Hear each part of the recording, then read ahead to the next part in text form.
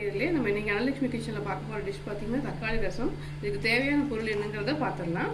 நாங்கள் பாருங்கள் 4 பேருக்கு தேவையான ஒரு 3 தக்காளி, பெரிய சைஸ் தக்காளியை நல்லா மேஷ் பண்ணி வச்சுக்கலாம். நான் மிக்சியில் சுற்றிட்டேன். ரீசன் என்னென்னு பார்த்தீங்கன்னா ரொம்ப கொஞ்சம் ஹார்டாக இருந்ததுனால நான் பண்ணிவிட்டு, நல்ல பழுத்ததாக இருந்ததுன்னா கையிலேயே நீங்கள் விட்டு நான் மேஷ் பண்ணிக்கலாம். தேவையான தண்ணி ஊற்றிட்டு வச்சுக்கோங்க. புளி கொஞ்சம் பஞ்ச் வேணும்னா புளி கொஞ்சம் ஆட் பண்ணிக்கோங்க. நான் புளி ஆட் பண்ணல, வெறும் தக்காளி மட்டும் தான் போட்டிருக்கேன்.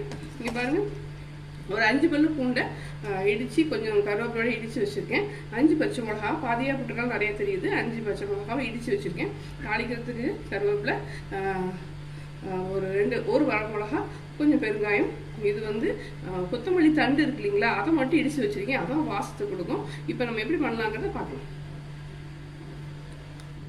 இப்போ நான் தாளிக்கிறதுக்கு கொஞ்சம் கடலெண்ணெயும் ரசம் நல்ல வாசத்துக்கு கொஞ்சம் நெய் விட்டுருக்கேன். நல்லா காஞ்சிடுச்சு.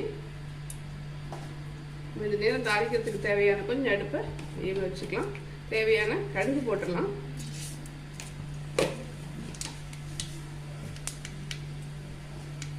இந்த பொடியிற நேரத்தில் நம்ம இதில் வச்சு இடிச்சு வச்சுருக்கோம் இல்லைங்களா, இது எல்லாத்தையும் நம்ம இதில் போட்டுடலாம்.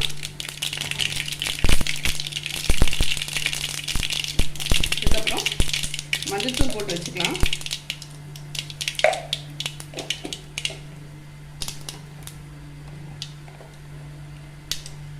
சீரகம் எல்லாம் கொஞ்சம் கூட போட்டுக்கோங்க. நல்லா சளி இருந்துச்சு, தலைவலி, சளி, சுகர், ஃபீவர்லாம் இருந்துச்சுன்னா நல்லா இருக்கும் போடுறதுக்கு. அதுக்கப்புறம் மிளகு பொடிச்சு வச்சது போட்டிருக்கேன். அப்புறம் தேவையான அளவு உப்பு போட்டுக்கலாம்.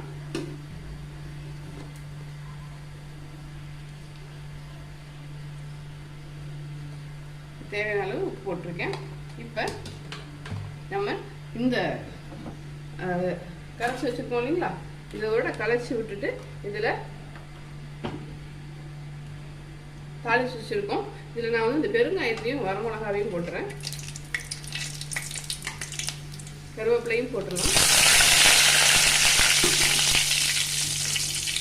இந்த டைமில் இதை கலைச்சி வச்சுருக்கிறத இதில் ஊற்றிடுறேன். இப்போ உங்களுக்கு சப்போஸ் புளி வச்சுருந்தீங்கன்னா புளியை ஊற்றி ஃபஸ்ட்டு கொதிக்க விட்டு புளி ஸ்மெல் போனதுக்கப்புறம் தக்காளி விடுங்க. தக்காளி போட்டதுக்கப்புறம் நுரைச்சதுக்கப்புறம் இறக்கிடணும், கொதிக்க விடக்கூடாது.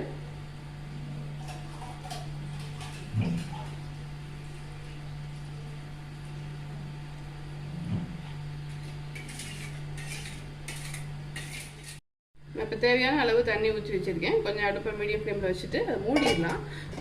இது பொங்கி வரும்போது டக்கு இறங்கி மல்லித்தலை போட்டு வச்சுருக்கேன். மல்லித்தலையும் கொஞ்சம் நீங்கள் எல்லாத்தையுமே இது மாதிரி ஒரு சின்ன கிரவுண்டு நல்லா கிரைண்ட் பண்ணி வச்சுக்கிட்டிங்கன்னா ஈஸியாக இருக்கும்.